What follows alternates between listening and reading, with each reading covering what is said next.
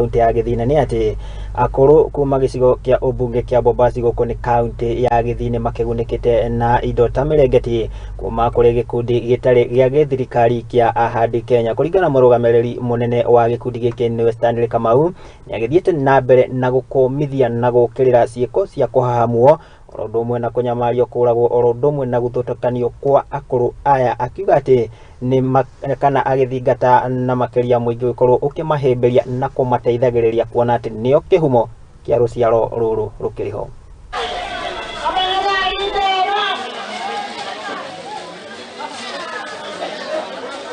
Supporting the elderly with blankets and other essentials.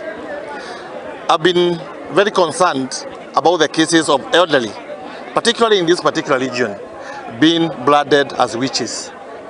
When something happens in this region, not only in Kisii, Nyamira, also in coast region and other parts of northern and northeastern regions, when something very small happens to a family, something unfortunate happens, I think they find the elderly and they call them all manner of names, calling them witches, and they end up lynching them, killing them.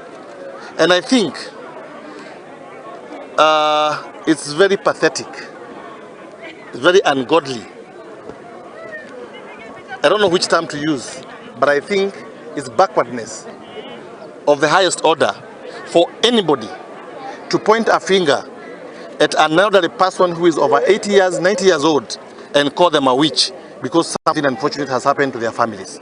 And I wish to call upon the authorities, and also before the authorities, I want to call on the communities to be very, very careful and to mind the warfare and give the elderly a dignified life. These are people who have taken care of our parents, they've taken care of us, they are taking care of their grandchildren, and I think the worst you can do to an elderly is to point a finger and allege that they are witches just because they are old and something unfortunate has happened to their families. This is a matter that needs to be looked into, and we need, as a community, as I have said, give our elderly a dignified life.